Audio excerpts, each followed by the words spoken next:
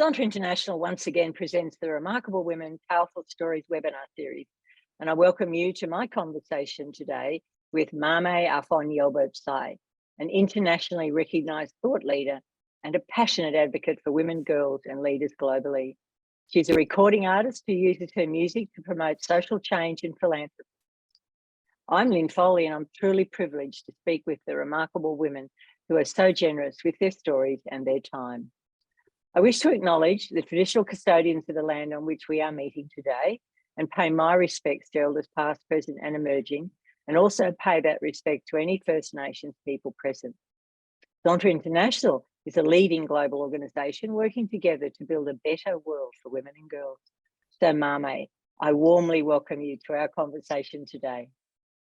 Thank you, Lynn. Thank you for having me. It's a pleasure to be here. And as we begin, I'll just give the audience a little bit more about you.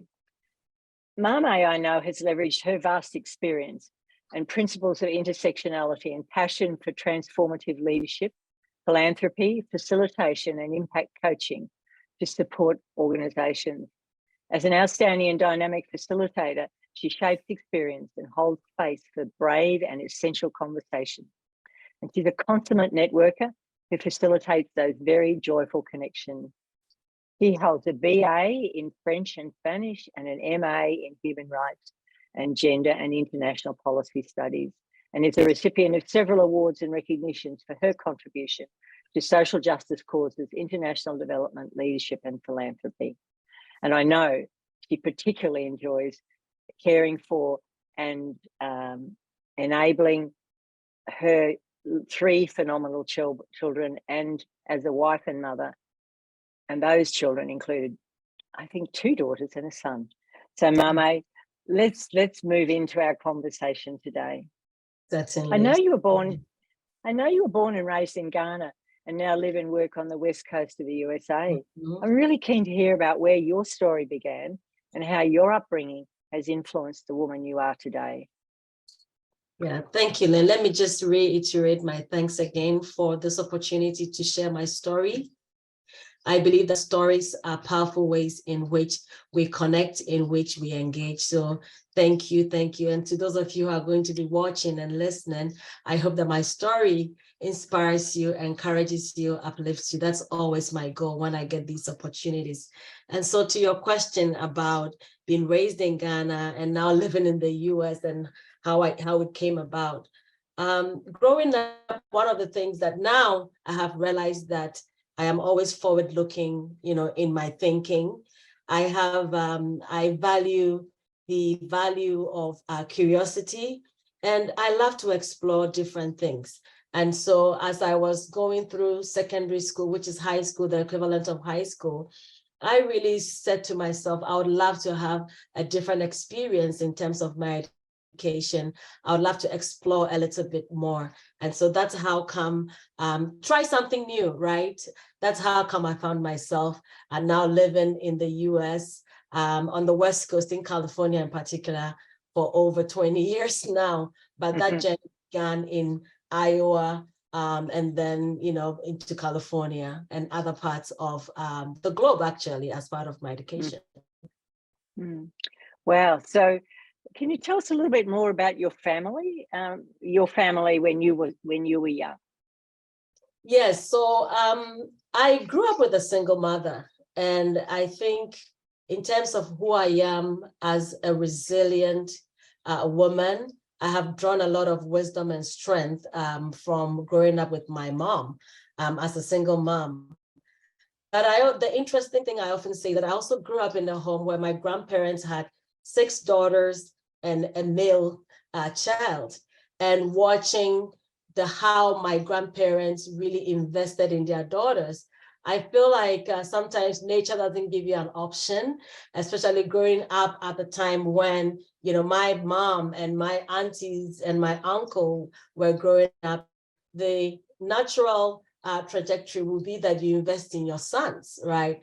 But I saw my grandparents invest equally in their daughters, in my mom and in my aunties. And that is what actually I think has informed the work I do and the importance I placed on investing in women's leadership, building the capacity of women, especially young women and girls from the African continent, and of course in the diaspora as well. So that has been, I think, a rewarding experience to have grown up to see examples of strong women, examples of resilient women, examples of leaders who break the mold, leaders who shift mindsets and disrupt the status quo.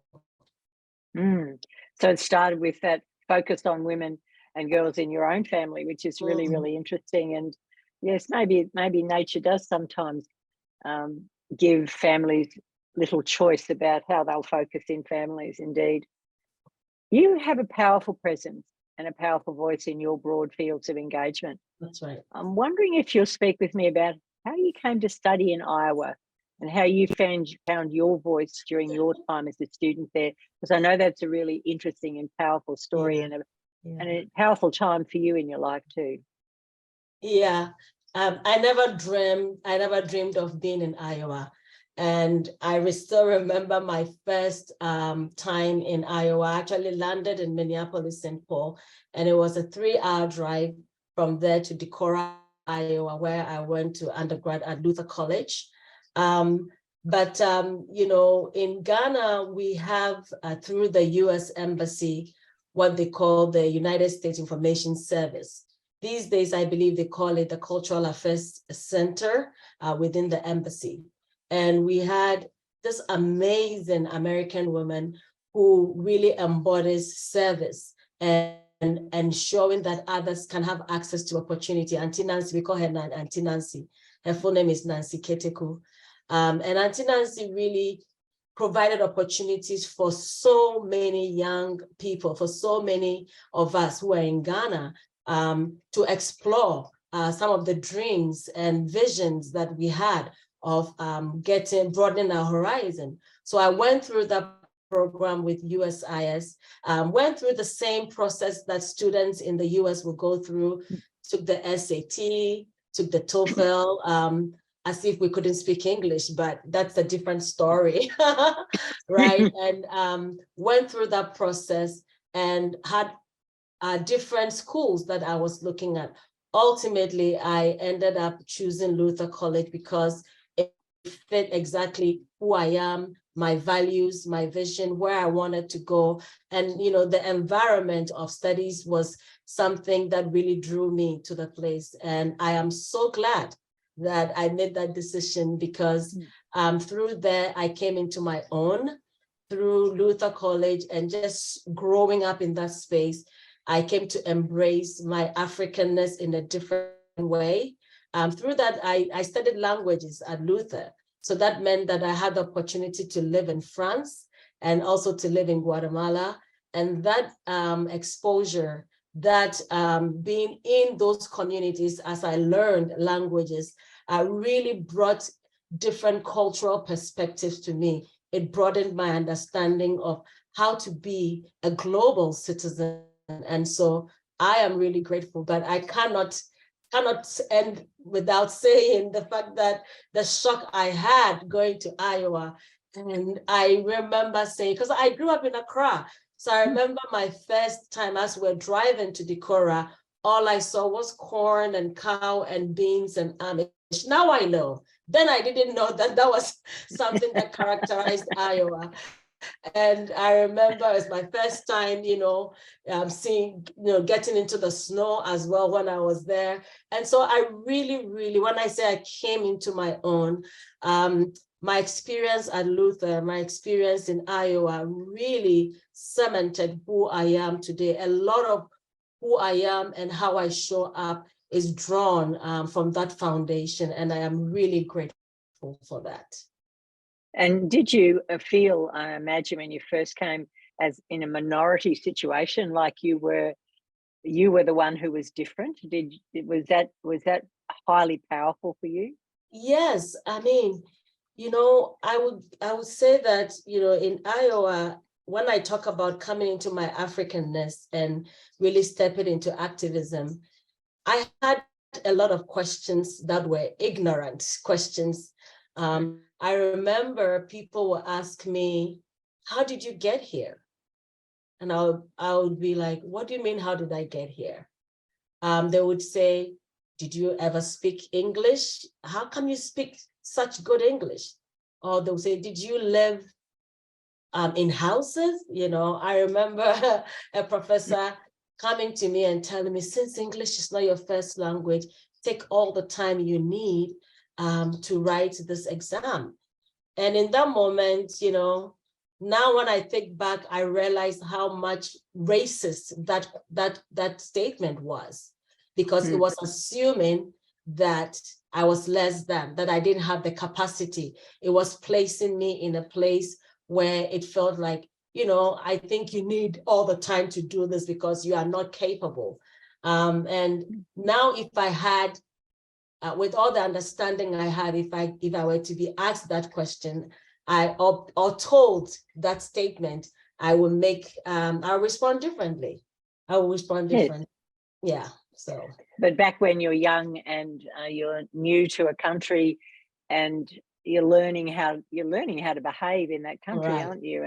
And I suppose as young people, we often want to fit in too, and we want to feel part of the group. So with all the learning, we realize that there are other ways we can manage it, don't we?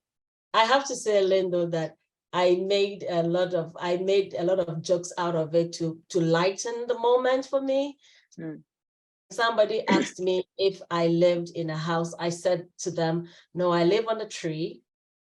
The American ambassador is on the second branch. I'm on the first branch, and the third branch is very open. And if you want to visit, I will give it to you for free.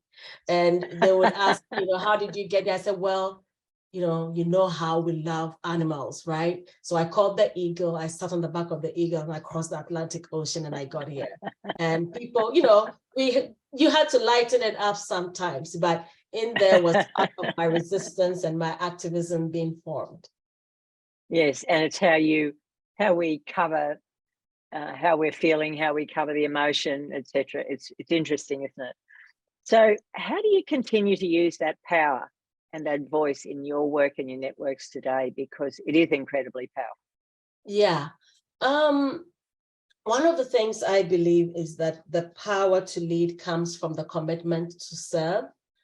And so as I have fomented my own path around leadership, around growth, around resilience, around, you know, just even the emotional intelligence that comes with these.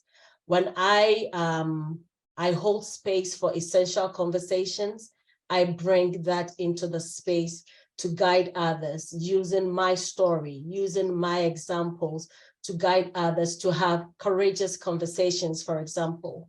One of the things I have noticed is that today, in our world today, there are so many essential conversations that need to be had. Often people are not very sure how to approach it, and we might even run away from there. One of my giftings as a leader is to hold space and to do an amazing job being a dynamic facilitator, holding space. And so one way that I use my voice and my leadership today is by holding these spaces.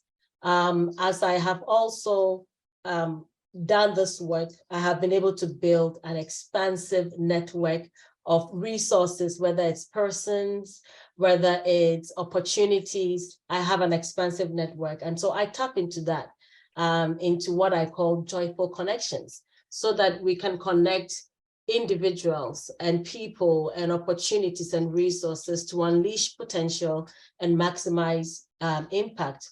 For me, ultimately, my goal is that I want to build a coalition or a movement of whole leaders, right? Where we bring all of who we are to everything we are becoming. And through that, we can create a whole world, because what the world needs now are whole leaders who have come alive, who walk in their values, who understand what it means to be ethical, who understand the importance of relationships, not just transactions, but true, authentic relationships in leadership. Because when I think of leadership, I believe that leadership is all rooted in how we engage how we connect and how we see each other. And it's all at the heart of relationships. So it is. And if we rely just on transactional leadership, we'll continue to get a lot of the examples we see around us in the world today, both at all levels, whether it be at the global level, national or local levels. We see so many examples of the leadership through transactions, but more and more we're seeing that leadership through relationship based in values, as you speak about, that bring about change, that bring about the edge that we need in today's world, I think. That's right.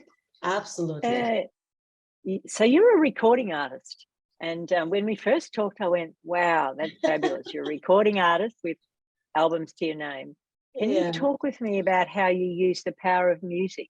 So we're talking about voice, and of course, music gives the voice too. That's right. To promote your philanthropy, your social justice, and all of the values in leadership that are so important to you. So how does music fit for you? Yeah.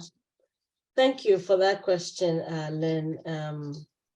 I could talk forever about music because I have seen firsthand the power of music as a catalyst for change. I have seen that music and experience that music can transcend so many things, right? It can transcend language, it can transcend culture, it can transcend personalities, it can transcend, there are so many ways music can reach people that words cannot, that our programs cannot. I cannot tell you how many times I've been in spaces, whether it's at a conference, whether it's at a seminar, whether it's a social gathering where we have gone into music, and all of a sudden you see this harmony. People with divergent views, people from different spaces and different backgrounds, and all of a sudden you see music, you know, bring us all together as one. And so I strongly believe that music is a tool. When we think about philanthropy, music is a tool. When we think about mobilizing people to action, music becomes a tool. And I often go to, when I think about movements within, for example, with apartheid, you know that music played a critical role. When I think about the civil rights movement, the moment I hear the song, "We shall overcome," I know what that means. It is the power of music through voice that changes the atmosphere. And Bob Marley, who is very well recognized in terms of how he used music to send across different messages, he says one thing about music is that when it hits, you feel no pain. I often think of his song, Redemption Song. You know, just the other day, I was just working in the backyard and I had my music on and I was just singing it. But when I think of the words that even come from that song, emancipate yourself from mental slavery, right? But we cannot, you know, do anything unless we shift that mindset. That is music, but that is music being used in a powerful way as a tool to raise consciousness, to bring awareness, to enlighten people, to draw attention to critical issues that we are seeing in the world today. And I see that even around the world, more and more, it's not just music, but the creative arts, creative expression is coming into the space for everything that we do. And so for me, just having the gift of voice, and my way I show up in music is through singing. It's just an honor to be able to utilize both my speaking and my music as a way to mobilize, resources, to mobilize people, and to bring them into the space. And often I get asked what kind of music I make. And because I am one that doesn't like to fit in a box, I tell people I make wholesome music. And ultimately, my goal with my wholesome music is that I want people to be uplifted, to be inspired, to be encouraged and supported. And so anytime music hits into the space, when people leave with these four things, if they're uplifted, inspired, encouraged, and supported, my work is done. And so I cannot overemphasize the importance of music as a tool and a catalyst for facilitating change, transformative, meaningful, impactful, legacy change in the world. And I know in my world, particularly previously, maybe not quite so much today, seeing young people change and grow through music. I used to work in a music field myself, although I'm not a vocalist, but as a musician, and working with young people in the field of music and being able to engage some young men and women in the act of learning and the act of growing. Right. Sometimes it would only happen when they had an instrument in their hand, or only happen when they were creating music or making music, whatever that sounded like, you know, whatever came to them. And it is so powerful, isn't it, to bring people together, but also to create that growth. So I'm hearing so far that your gifts as a leader come from the ability to create space, your ability to be able to inspire and uplift through your voice. That's right. And then also through your voice in music. So we're accumulating those gifts as we talk this morning, aren't we? I'm about to ask you what I think is probably your fourth gift, if I had to put that back to you, is you've spoken about your calling with me as a parent. Your calling as a parent of your three amazing children, and your approach to parenting. So I know the people who watch us today will be really interested in hearing about that. And you might want to pick up on a further question, you know, I have for you around faith and how your faith fits in that, because you have a strong faith. And I'm wondering if you could combine those as you speak. That would be lovely.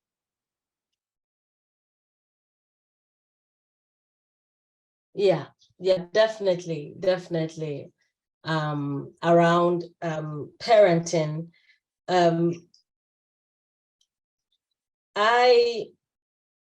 it's, how should I say it? The way I was raised and I grew up, one of the things I've realized about parenting is that we cannot use the same style that was used to raise us for our children. The styles that were used fit the times and seasons that we were being raised. And I have kind of really become very appreciative of that.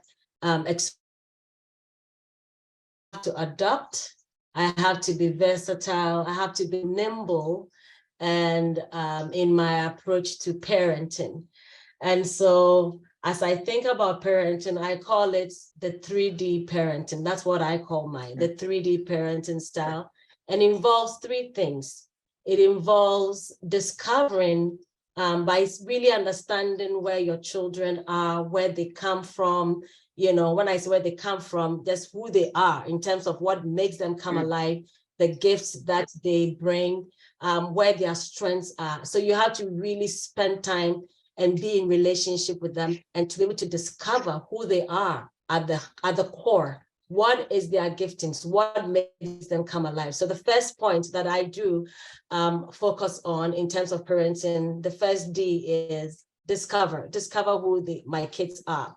The second one is to develop. So now that I know how they are, how they show up in the world, what their proclivities are, what their strengths are, I now ask myself, how can I come under and provide the covering and insulate them and cover them and help them to develop in their skills, in their giftings, and in their talents so that they can show up. So for example, I have twin daughters, right? Both of them are very athletic, and both of them play tennis on their varsity team in high school. But along the line, the older twin now is doing track, right? And the other twin is very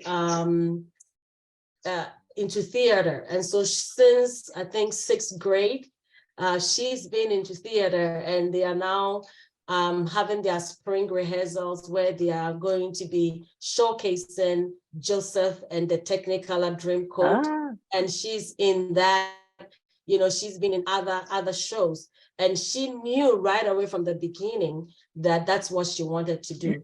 And so my job as a mom, as a parent, is to provide her with all the resources and the support systems that will allow her to develop those giftings. In fact, she knows where she wants to go to college because she wants to sit in that. So the second D is this develop.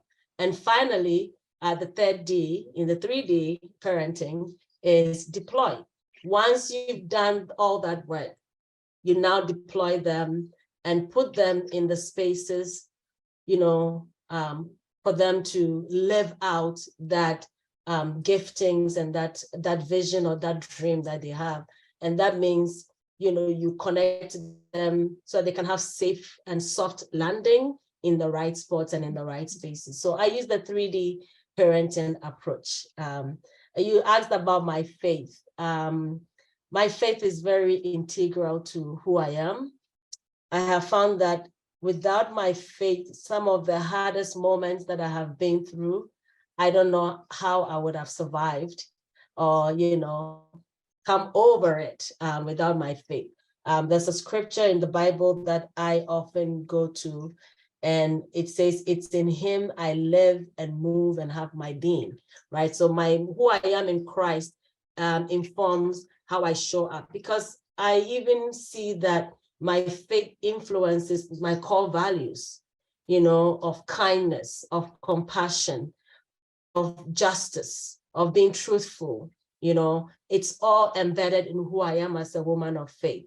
So, and when my faith, even in my singing actually started singing in church.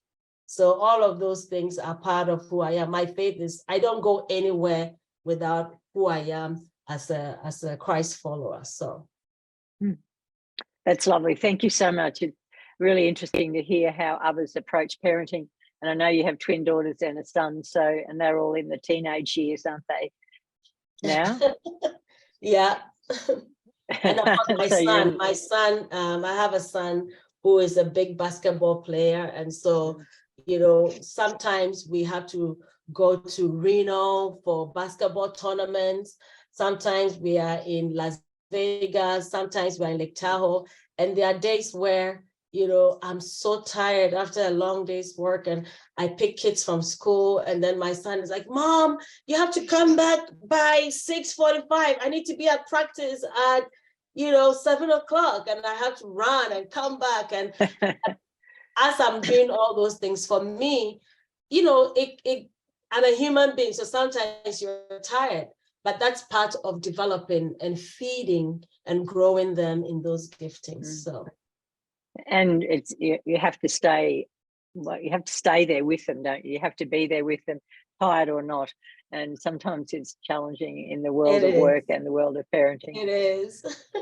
So let's just quickly move into your current work. You're heavily involved in a range of organisations, including MILK, which I see behind you today, the Mindsets for Impactful Leadership, Afri Women, AWDF-USA, etc. Can you give us a short version of your approach to this work and what outcomes you look for as you do your daily work?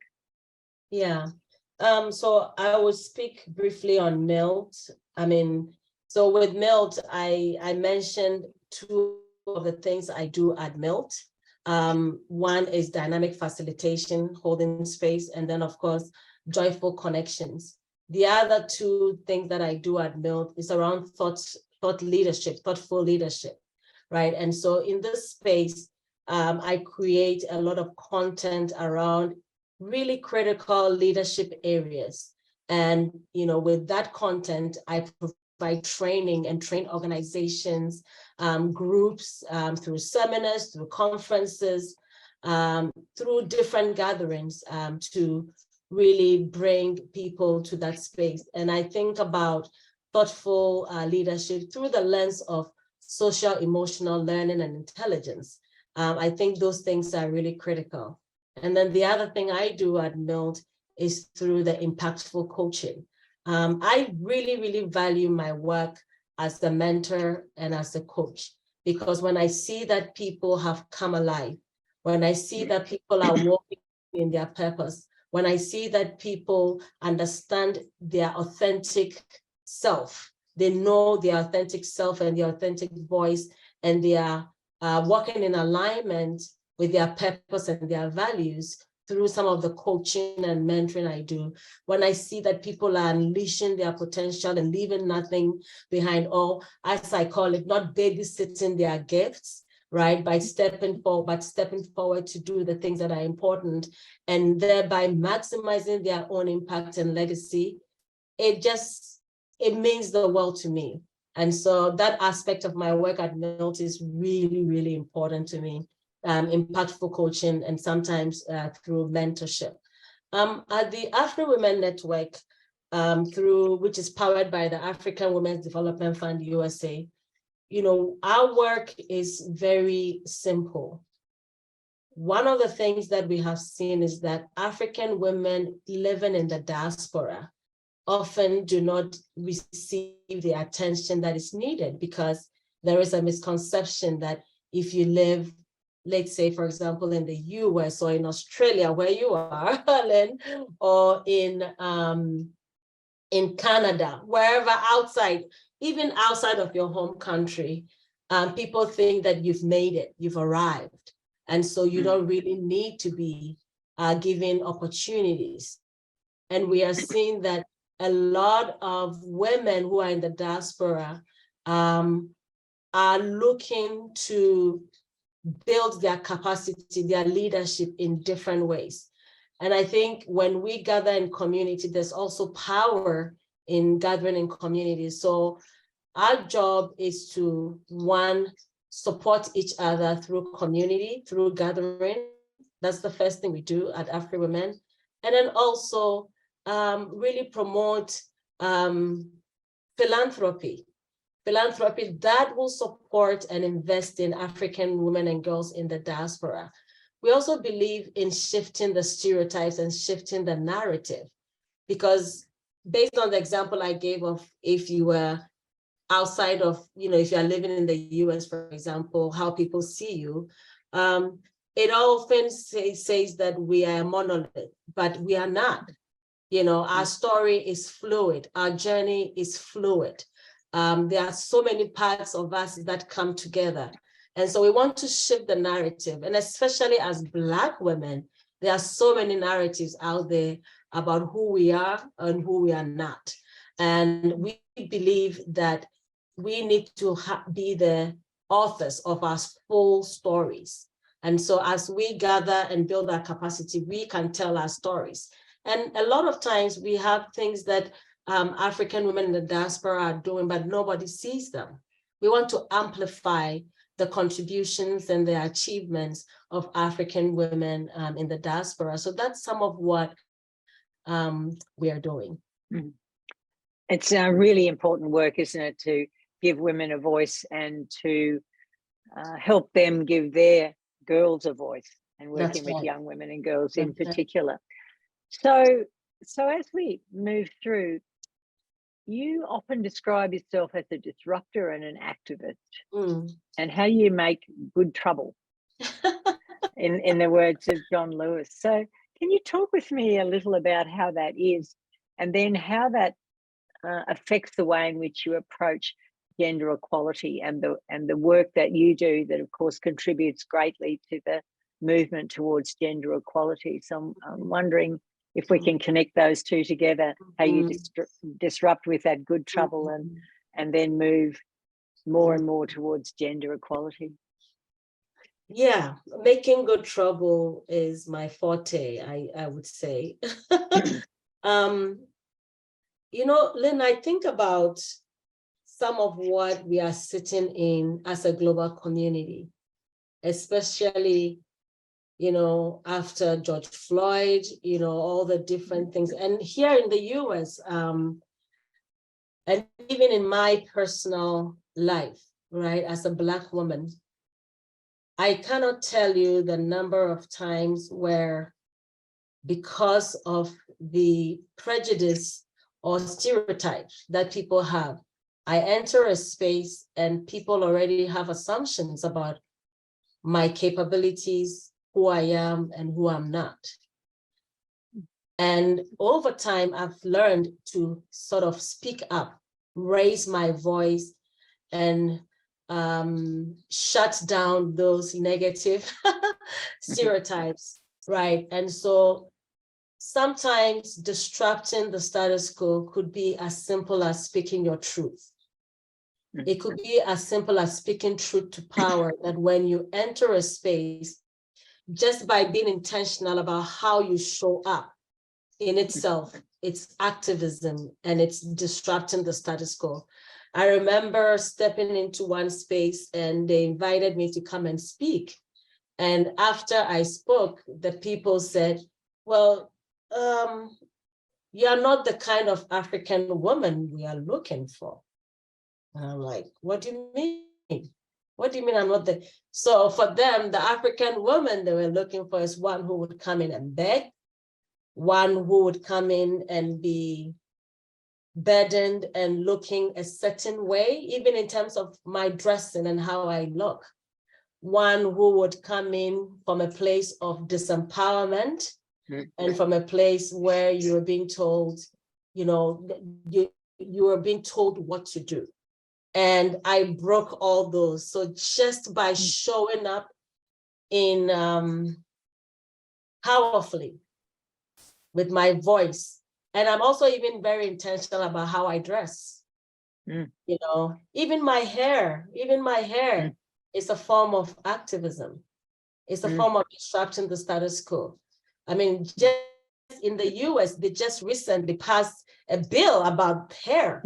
You know, sometimes if you had braids or if you had an afro or you entered a space, you know, as a Black person, that was something that would take away from who you are, right? And so even in terms of how I speak, you know, all those things are ways I disrupt the status quo. So for me, it's about just how I show up. I'm very intentional that I have a vision in mind that when I show up, anytime I show up, I have an opportunity to disrupt the status quo of what has been designed or constructed about who I am as a Black woman, and for that matter, you know, just being Black, right? Anytime somebody says something, being able to call them out while calling them in at the same time. Because I believe that when you are speaking truth to power, you can speak truth to power. Definitely do it with kindness and with love, but by all means, speak your truth. And another way that I see that, and even around gender equality, you know, is by being, I call it kind, not nice. I am sick and tired of being nice. Niceness is rooted in patriarchy. Niceness is rooted in being inauthentic. I want to be kind. Kind means I can speak truth to you, right? Niceness is rooted in dysfunctional power paradigms and systems. And as we think about gender equity and gender equality, it's about what we are told as women we can or cannot do. It's about how we bring our full selves as women into the spaces that we enter. I have seen, and I speak for myself as a Black woman, and for other sisters that I sit in spaces, part of the dysfunction that we have seen, you know, is that when we are told that you are not enough, you end up becoming an overperformer. And that means you are compromising your well-being, right? That means you are not taking good care, because you are working just to be able to, you know, be all things to everybody. But part of gender equality for me is for women to realize that we are enough, that we deserve, that we belong, that we should be respected, we should be valued, our voices need to be valued. What we bring to the space is important, and even just going to the heart of understanding ourselves. And ultimately, I would love one indicator that I believe is powerful for gender equity and equality is that women don't have to deal with imposter syndrome because we are enough. You know, we've been told that we don't have this or we have to work twice as much to get this, but that's not true. And even being compassionate with ourselves, being self-compassionate, showing ourselves self-love. A lot of the burnout that we see is because we are just going through the motions as we have been told, but we need to disrupt those things by loving on ourselves, by knowing that we are deserving. I am deserving, I know that. And once I got that into my mind and into my being and into my soul, when I step into any space, I step into it with the power, with my strengths, with what I believe I've been gifted and my strengths are. And I believe that if we can get women on that path, it will continue to make a difference around gender equity and equality. And getting the voices around every decision-making table. That's right. Around the kitchen table, in the home, around local, in politics, in organizations, in society. And absolutely, what you say resonates so strongly with me. And you know, we're from different cultures, we're from different parts of the world, aren't we, Mama? That's right. But that same, and it's felt like a fight all my life, and I'm a little different age group to yourself, and that it still feels that way, that we're enough. And I teach a lot in the work I do with women around the ability to say no. And that saying no is one of the most powerful things that you'll ever learn to do, and to say no with courage and to call out behavior. It's an old saying, the behavior you walk by is the behavior you accept.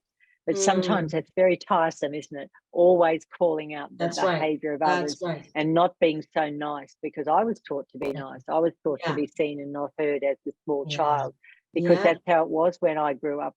Quite some years ago. And so then you have to overcoming that. So I think as mothers and grandmothers today, the more we do to help our young girls our young men to understand that each of them is enough and they're equally enough. It's I will get there one day, maybe not in my lifetime, but I'm sure it will improve as we move along. Can I you said something that is really, I often say about no and yes. I often say that no is a complete sentence. Yes is an expensive currency. So know how to use them both. And I recently did an exercise with some of the leaders that I work with. And the question was, how have you leveraged a yes and a no recently? And the stories that came out of it was so powerful. Sometimes we think it's the big things, but even like the small things about saying yes to taking time out for yourself, saying yes to, saying, you know what, I'm going to say yes to this pedicure, or, just simple things, right? Or to just have a me day. All of those things are critical. So thank you for bringing up the power of no. I often tell leaders that take no as a daily vitamin. I like it's a complete sentence. In which part of no didn't you understand? I've just said no. Which part of that did you not understand? N and O, they go together. Anyway, can I, as we're getting closer to the end of our amazing conversation today, I'm really interested to ask how you face life's big challenges, because every person we know runs into life's big challenges from time to time.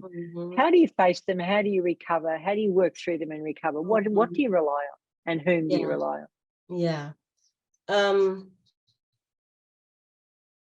Challenges can come in the form of loss, right? In the form of failure, in the form of betrayal, in the form of disappointments.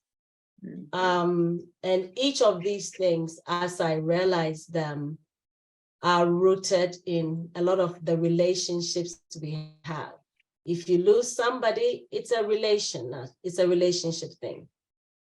If somebody betrays you, it's a relationship thing.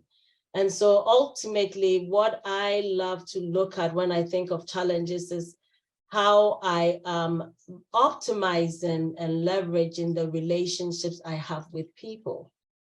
And realizing that I need to know where to put people. So oftentimes we place people in wrong spaces in our lives, right? We also place people where we are feeding them things that they don't need to be fed. And so I've made a conscious decision to really go through a process of thinking, where do people fit in my life? So that if I know where you fit, I can have some expectations and anticipate certain things that can come based on the level of relationships I have with you. So when it comes to, say, betrayal or somebody disappointing you, I'm learning to be very proactive and responsive rather than reactive based on the back end work I'm doing in terms of how I engage and show up in different relationships. So that's one of the things that I think about when I think about challenges, because relationship by itself, it's a big challenge. I mean, a lot of the challenges fall around that. When I think about failure, when I think about failure, we often think about failure as a bad thing, right? And stigmatized, like we are often stigmatized when you fail. But I've learned that it is through failure that we learn.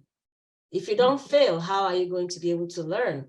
And if you think about emotional fitness, right, for us as individuals or even for companies, the places where people thrive and flourish are places where they make room for people to fail, where we create spaces for people to be vulnerable and to say, I don't know. And so when we have those things, it allows us to be able to move forward.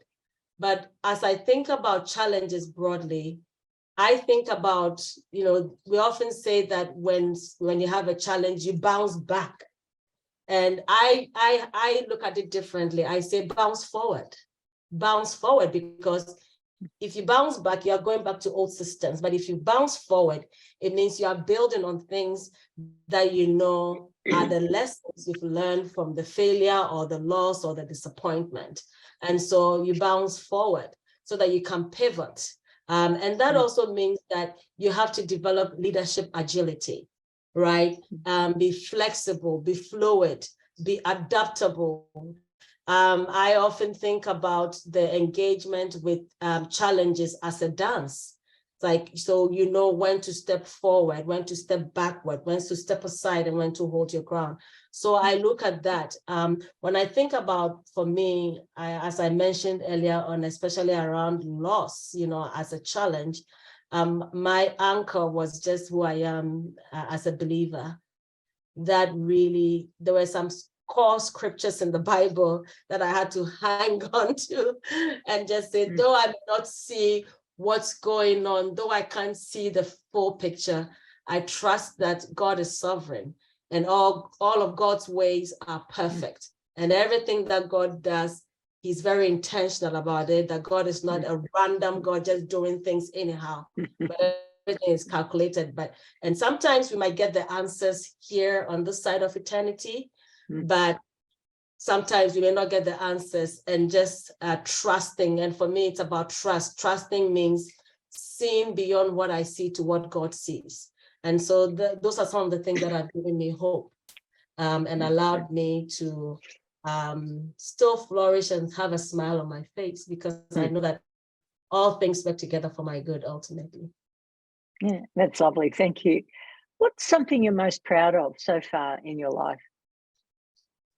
The people I mentor, the people I coach, the people I serve as big sister to. When I see all those people achieve their dreams and come alive, it just gives me so much joy. One of I call her my daughter, that I met her when she was 17 years old. And in the process of knowing her, we have recorded a single with her that is doing amazing. I have watched her and supported her through university, and she just graduated. I woke up the other day and she sent me these beautiful pictures of her graduation with a note.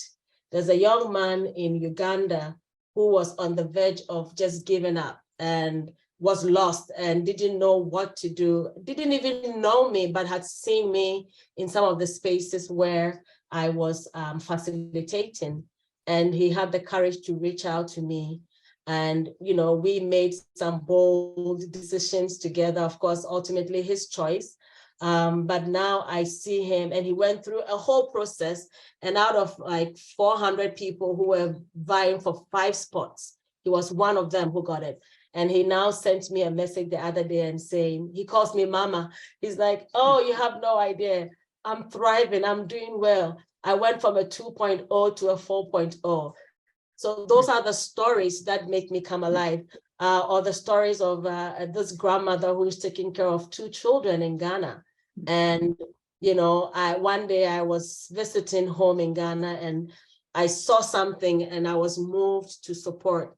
And every day when this grandmother, who is 83 years old, taking care of, you know, her teenage grandchildren, will call me, she'll just say, just God bless you, God bless you. And to be blessed that way, I am so proud of those things. They make me come That's alive. lovely. Joy. So as we move to wrapping up our conversation, what's next for you? What do you think will be the next for you? There's always a next. So what's next for you, do you think? I think where I am now,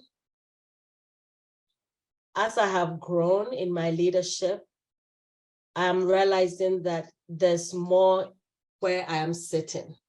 And so I want to go deeper. I want to spread out from deep roots in terms of the work I'm doing, whether it's the mentorship or the coaching or creating joyful connections or holding spaces for essential and brave conversations or creating content, curating content for leadership development and amplification and inspiration. I feel like there's always more to do. But if what I'm doing now, if I can do it and do it well, I'm going to give it more attention, more energy to do it well. So it's not more of a next, but it's more of the next dimension within what I'm doing, a deeper dimension within what I'm doing. And it's called bouncing forward, isn't it? Exactly. Exactly. Every part of it is bouncing forward and exactly. and being the amazing woman that you are and that remarkable woman that you are. Maame, what an inspiring time I've spent here as I'm doing this morning here in Australia at between 7 and 8 a.m. What an inspiring way to start my Saturday morning in the recording session.